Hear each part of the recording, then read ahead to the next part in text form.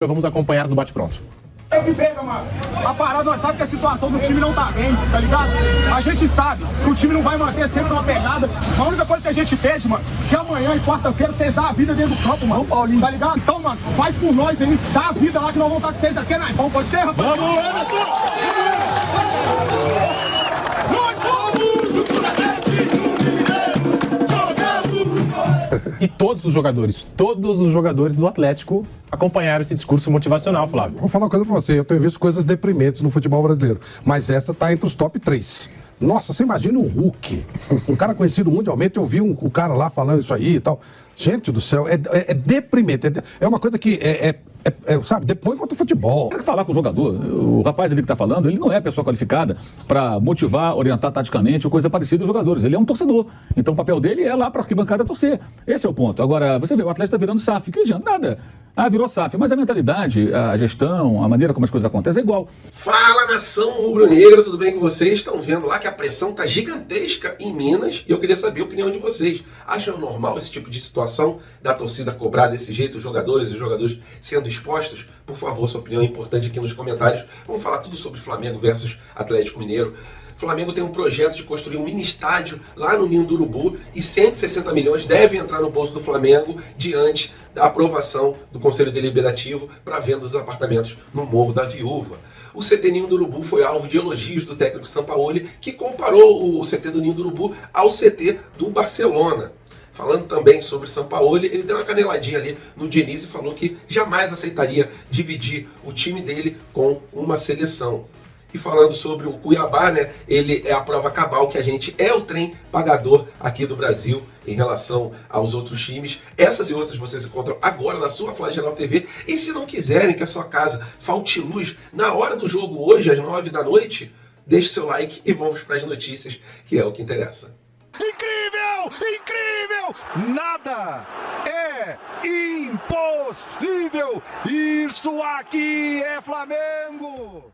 E nação, saiu uma outra matéria no Globo Esporte onde dá conta que o Flamengo já fechou um acordo para comprar um outro terreno.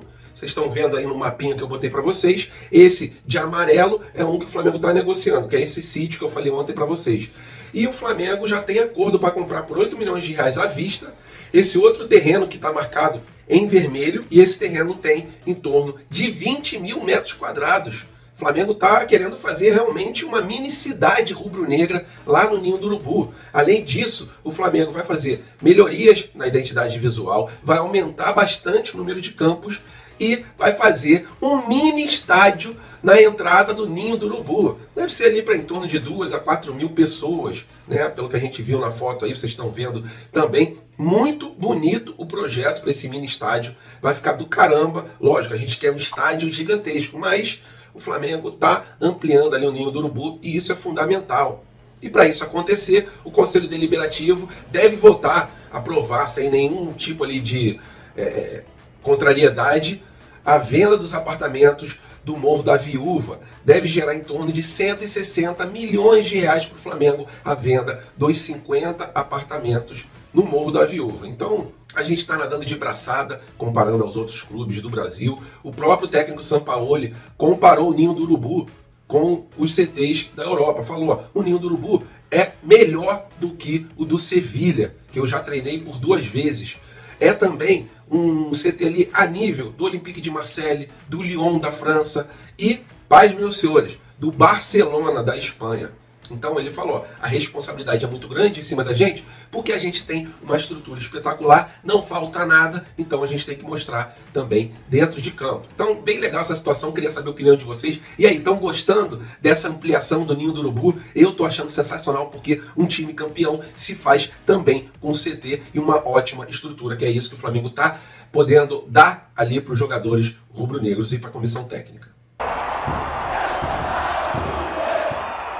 E agora falando sobre o jogão que vai ser hoje, assim como foi contra o Grêmio, eu até falei com vocês que ia ser um jogão contra o Grêmio, porque os dois times iriam propor jogo.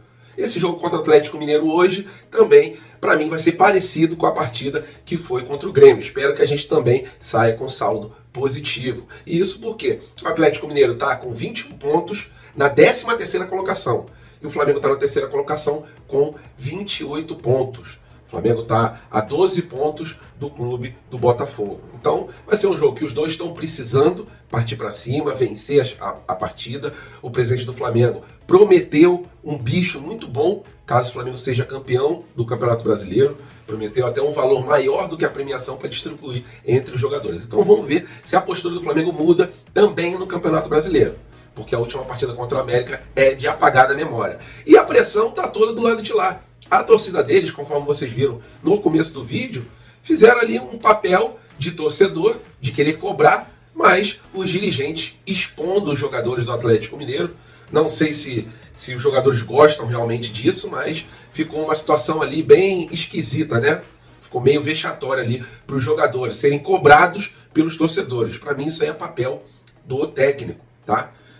Cobrança assim a esse nível da diretoria liberar os jogadores para ir lá fora no CT, olhar na cara dos torcedores, os torcedores cobrando ali um desempenho, para mim é uma situação meio esquisita. Queria saber para você, tá? Eu sei que a torcida do Flamengo às vezes cobra quando o Flamengo está muito mal, só que a gente não vê essa liberação dos dirigentes do Flamengo para a torcida ir cobrar os jogadores. Depois dessa situação, a gente vai para a parte da escalação. A gente não vai poder contar com o Davi Luiz, com o Pulgar e nem com o Ayrton Lucas. Também a gente não vai poder contar com o Rodrigo Caio, que é baixa de última hora, e o Flamengo deve ir a campo com o Matheus Cunha no gol, lateral esquerdo o Felipe Luiz, lateral direito o Wesley. Na zaga, o Léo Pereira ao lado do Fabrício Bruno. Na parte ali do meio campo, Gerson junto com o Thiago Maia, Arrascaeta, Everton Ribeiro, Bruno Henrique e o Gabigol. Um timão esse do Flamengo. Bota aí 2-0 de novo pro time rubro-negro. Esse é meu palpite. Eles vão partir para cima, vão abrir brecha, e foi o que o São Paulo falou. Tocando a bola, a gente encontra espaços para poder marcar os nossos gols. Partir para cima deles, queria saber seu palpite, coloca aqui no comentário. E vamos lá, Mengão, conquistar esses 3 pontos que vai ser importantíssimo nessa briga pelo Brasileirão de 2023. E o dirigente do Cuiabá confirmou que o Flamengo realmente é o trem pagador aqui do Brasil.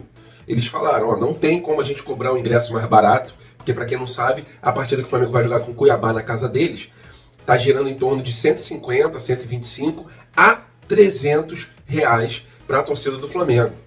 Aí o Procon foi lá, notificou o Cuiabá, falou, esses preços estão abusivos, não pode cobrar esse preço, está muito alto. Para cobrar esse preço tem que cobrar um preço maior também da sua torcida. O que eles fizeram? Em vez de abaixar o nosso ingresso, aumentaram da torcida deles, e o dirigente foi bem claro, falou, a gente espera o ano inteiro essa partida com o time do Flamengo. A gente não pode cobrar mais barato, porque através desse jogo a gente vai conseguir pagar as nossas contas até o final do ano. Então, mais uma vez, confirmando o que eu venho falando sempre. O Flamengo consegue uma audiência inacreditável para qualquer clube, e esses clubes que são de médio, pequeno porte, eles realmente esperam a partida com o time do Flamengo para poder sanar todas as suas dívidas e as suas contas através do ano inteiro com apenas uma partida.